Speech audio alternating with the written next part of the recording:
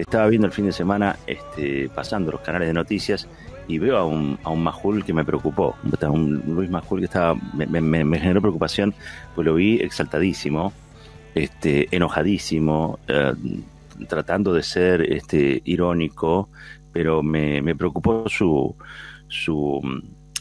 situación, ¿sí? ¿De qué estaba hablando? Que a fin de cuentas lo que podría explicar ese estado de aceleración, de malestar que se le advertía. Bueno, estaba hablando de un discurso que dio Máximo Kirchner en el microestadio de Atlanta, para que se entienda, no en el estadio de River Plate, en el microestadio de Atlanta, que fue un acto en el que se reunió militancia, ¿no? Militancia de distintas agrupaciones, haciendo eje fundamentalmente allí en Lanús. Lo vi a De Petri, por ejemplo, lo vi a Julián Álvarez, que estaba allí. Imitemos el ejemplo, se llamó el acto, era para reivindicar la figura de Néstor Kirchner. Estuvo muy interesante el Máximo que yo vi, el Máximo Kirchner que vi, primero porque habló mucho, y uno siempre lo contrasta con aquel Máximo Kirchner que irrumpió en un acto en Argentinos Juniors, hace ya unos años, 7, ponele, y al que le costaba la situación de pararse frente a un auditorio tan masivo. Bueno, el tiempo ha pasado y Máximo Kirchner no solamente está allí hoy arriba de un escenario bien plantado, sino que ha adoptado una forma pedagógica de hacer discursos, de hacer política, que contrasta con casi, yo diría, la gran mayoría de los otros y de las otras que se dedican a la política. No estoy diciendo que sea ni mejor ni peor, estoy diciendo que tiene un estilo propio y que ese estilo es un estilo no habitual para la política. Es como si los redondos o los redonditos de Ricote hubieran llegado a la política, ¿no? Una cosa así. A mí siempre me pareció que en algún momento esto iba a decantar en algo. Estamos hablando nada más y nada menos que del presidente de la bancada del Frente de Todos, y de un discurso con algunas definiciones que son muy interesantes porque no han sido formuladas así, no han sido formuladas de este modo. Creo que también el arte de hacer política es el arte de comunicar. Creo que también a todo esto le hacen falta plataformas. De eso no hay, pero pareciera que cuando habla Máximo Kirchner, lo que sí hay es lo que habitualmente falta, y es política. Hay mucha política en ese discurso. Mire, nosotros cortamos algunos audios, los compartimos, porque bueno, ustedes saben, ¿no? Estas cosas solamente se difunden un poquito para ser castigadas, con lo cual es difícil a veces tener el contexto o la frase completa, ¿no?, de lo que se dice, o el argumento desarrollado. Están hechas para ser castigadas estas intervenciones. Así que bueno, las rescatamos un poquito. Ese es un trabajo que ha hecho Gaby Presta, y yo las quería compartir con ustedes. Sobre todo, son 4 cortes. El primero es donde Máximo Kirchner, allí en Lanús, imitemos el ejemplo, se llamó el acto, era para evocar la figura de Néstor Kirchner, hablaba a su hijo Máximo Kirchner. El primero de los audios refiere al préstamo con el Fondo Monetario Internacional. Lo escuchamos.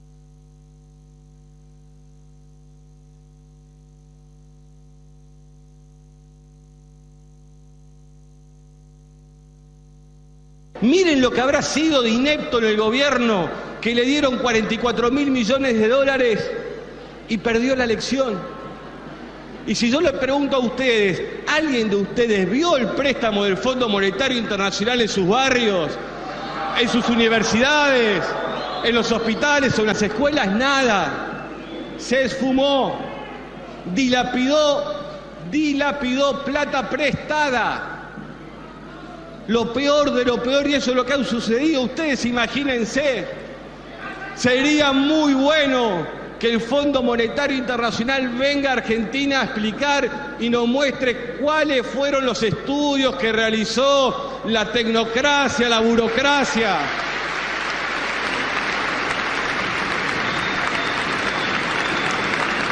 Porque estamos dispuestos a escuchar,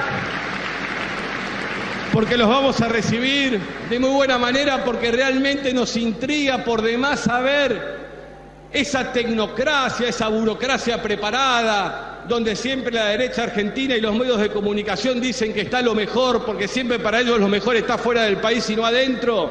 Si consiguen a un tecnócrata del Fondo Monetario que nos diga por qué fue que le prestaron la plata. Y más aún, ¿cómo imaginó que nuestra patria iba a devolver ese enorme préstamo? Porque cualquiera de los que está hoy aquí presente sabe muy bien que cuando va a un banco o a un lugar a pedir un préstamo, no se lo dan porque son gente agradable, porque piensan igual, le miran el recibo de sueldo para saber cuánto le tienen que prestar. Y yo quiero saber qué fue lo que miraron de mi país para suponer que podíamos devolverle semejante cantidad de dinero, como tenemos que devolverle, por ejemplo, el año que viene, 18.000 millones de dólares.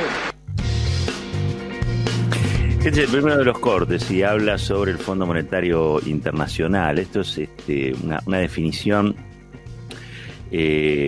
sobre la que quizá no se está abundando tanto en la campaña, por eso es importante que en el marco de esta campaña, la campaña electoral, donde se van a elegir representantes legislativos, que son los que van a tener que opinar o no, digo, sobre cuestiones de acuerdo, deuda, etcétera, digo, porque eso es lo que marca la Constitución, el tema se mencione, el tema esté mencionado, esté enunciado. Y es interesante porque sería interesante preguntarle a la nomenclatura del fondo cómo fue que pensó que Argentina podía devolver en 2 años un préstamo de 44.000 millones de dólares, en base a qué números, en base a qué proyecciones, en base a qué plan. Está clarísimo que el préstamo fue político. Fue para que Mauricio Macri ganara las elecciones, pero Macri no las ganó. Y entonces hay que leer todo esto como un castigo al pueblo que desobedeció, que no se subordinó a lo que el Fondo Monetario quería. De ese modo hay que leerlo. A ver, está hablando el hijo del presidente que le pagó la deuda total al Fondo Monetario Internacional, cosa que reivindicó. Dice, es increíble, hablan mal del que pagó la deuda y hablan bien o cubren al que nos endeudó hasta la coronilla, como Mauricio Macri. Es verdad, cuando uno se va a fijar a la historia, fue Néstor Kirchner el que pagó la deuda total, con lo cual se sacó al FMI de encima y pudo hacer una política un poquito más heterodoxa y flexible que lo que aconseja el Fondo Monetario Internacional. Traducido, se pudieron hacer más cloacas. Traducido, se pudo hacer más agua corriente. Traducido, se pudieron levantar universidades en el conurbano. Traducido, se pudo dar aumentos salariales a jubilados y jubiladas e integrar al sistema jubilatorio gente que no tenía absolutamente ningún tipo de ingreso para la vejez. Todo eso se pudo hacer, entre otras cosas, porque Argentina se desmarcó del Fondo Monetario Internacional, de sus políticas restrictivas. Hoy se está negociando con mucha valentía. Lo escuché también al ministro de Economía, a Martín Guzmán, y dice cosas muy parecidas. Lo dice de otro modo. Bueno, y estos son los famosos matices, ¿no?, que hay al interior de la coalición de gobierno, que es el frente de todos. Algunos tienen más tribuna, otros tienen quizá tribunas distintas, vamos a decirlo así. Pero Martín Guzmán no dice algo muy diferente. Lo que sí creo que Máximo Kirchner hace el eje en que, no sea que por pagar la deuda generemos mayor preocupación o mayor hambre en nuestro pueblo. La gente votó que la saquemos de esa situación en la que Macri la había dejado, dice también Máximo Kirchner. Habló sobre la oposición, la calificó de destituyente. Vamos a escuchar ese audio. Si algo es claro, y ustedes lo pueden ver, compañeros, compañeras, es claro que ustedes lo pueden ver todos los días, y luego más aún del reciente resultado electoral, como ese acoso mediático y también del poder económico sobre el gobierno cada vez es más fuerte. Néstor allá en el tiempo la llamó oposición destituyente, no sé si recuerdan. Este acecho permanente que estamos soportando todos los días, esta pelea diaria que todos los días tenemos que dar, la tenemos que hacer de la mano de nuestra gente, creyendo en nuestra gente y no dejando que nos impongan las formas y mucho menos el fondo. Clarísimo, ¿no? Se puede hacer varias lecturas sobre lo que dijo, pero hay una que es lineal. Es algo que nosotros describimos aquí cotidianamente, aunque al sector del Frente de Todos no le guste mucho, pero nosotros siempre lo planteamos. Y es que los medios de comunicación se le hace muy difícil al gobierno, tratan de debilitarlo todo lo que se pueda para que no pueda aplicar las políticas que benefician al conjunto de la población, sino las políticas se vean rezagadas y que los privilegios perduren en el tiempo. Él lo dijo de otra manera, se le entendió. Vamos a escuchar el último audio, en este caso es el número 3, donde él habla de la militancia, y dice lo siguiente. Dentro del Frente de Todos, ¿cuál es el camino? ¿Y dónde está realmente la respuesta que nuestra gente necesita? Yo le quiero decir que a cualquier dirigente que tenga responsabilidad institucional en la parte que sea del gobierno, que no tenga miedo, que le ponga ganas y que realmente vea cómo hoy en este estadio, por ejemplo, la militancia da una demostración que está lista para entrar cuando la llamen. Para terminar, fue un acto característico del kirchnerismo, con mucha militancia, con mucha juventud también, donde hay que decir, se cantó contra el Fondo Monetario, se cantó la marcha peronista. Y en esta frase final, él dice, la militancia está ahí para acudir cuando la llamen. Me dio la impresión de que estaba haciendo algún tipo de reproche público sobre la ausencia de calor popular a estas manifestaciones en el marco de la campaña. Creo que es un tiro por elevación a los consultores, fundamentalmente a uno, creo que es el que ha tomado decisiones en función de la campaña del Frente de Todos, que prefiere actos fríos, actos como los que hacía el macrismo en otra época, y quizá menos calor o menos fervor. Me pareció, capaz que está diciendo cualquier otra cosa y yo lo estoy interpretando mal. Pero qué interesante, hay otro Kirchner en la política desde hace rato, en este caso interviniendo más fuerte, clarificando también, con cierta frescura, llegando a otros niveles, a otra gente.